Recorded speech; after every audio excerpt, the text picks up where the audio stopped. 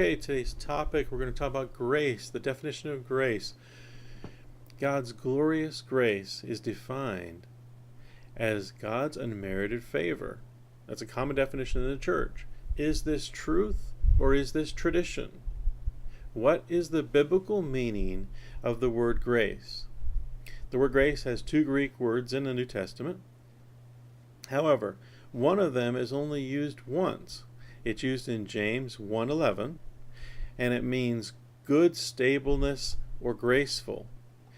The rest of the time, which is over 120 times, the word grace is defined as the following. Grace, the Strong's number G5485.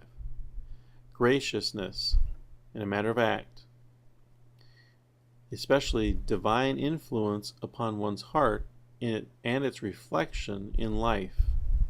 It's also gratitude. Grace is clearly not God's unmerited favor. Instead, we saw the word grace means God's gracious divine influence on our hearts, and it leaves us with the reflection of that influence in our life, so that others will be able to see God because of God's divine influence in our life. This is amazing. I mean, it's not what we're traditionally used to hearing, but this is amazing. Study it yourself. Dig in the scriptures. Look up the word grace in a concordance and look up the definition for yourself. I've showed it to you on the screen, but look it up yourself. It's always better when you see it for yourself rather than someone telling you. Now, combine this, what we just learned about grace, with what we learned about faith in our other lesson. Faith is trusting God's truthfulness and reliance on Jesus Christ for salvation. And take a few verses. There's about 14 that have those two words in them in the New Testament. I grabbed 3 just for example, but pick out and watch the rest of them yourself, or not watch, but go look up the rest of them yourselves. Of course, that's the occurrences in the King James.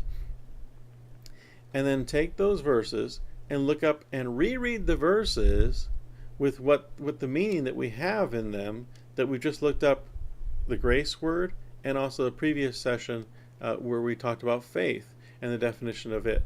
So look up those verses and read them and enjoy it, and see how it opens up your eyes to more clarity of God's word and its meaning of grace, and how it combines with the meaning of faith.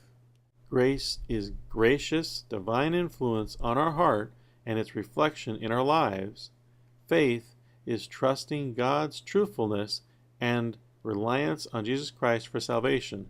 I've highlighted portions of the definition to shorten the definition for an easier read while we read the verses. Romans 5:2. By whom also we have access by trusting God's truthfulness into this divine influence wherein we stand, and rejoice in the hope of the glory of God. Ephesians 2:8. For by divine influence are you saved through trusting in God's truthfulness, and that not of yourselves, it is the gift of God. 2 Corinthians 8:7. Therefore, as you abound in everything, in trusting God's truthfulness, and utterance, and knowledge, and in all diligence, and in all your love to us, see that you abound in this divine influence also. I cover even more verses using the word grace in them on my site in a booklet called God's Glorious Grace. That's God's Glorious Grace. There's no charge for the booklet. Go look it up and enjoy yourselves. Enjoy what you see and how you see this new eye-opening experience by using God's divine influence on our heart as the meaning of grace, which is what the biblical definition is. Did you notice also in 2 Corinthians 8:7, at the end it said, see that you abound in this divine influence also. Grace can be increased. That is, the amount of grace we have by God can be increased. How is it done?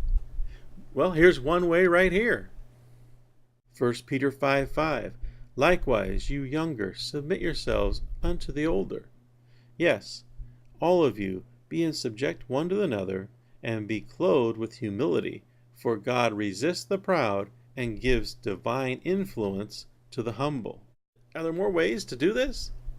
Do a search on grace in the concordance, look up the verses, and see how God increases his influence in our lives so that we can have a mighty impact in the world. List what you find on the comment section in YouTube. Enjoy your studies. God bless.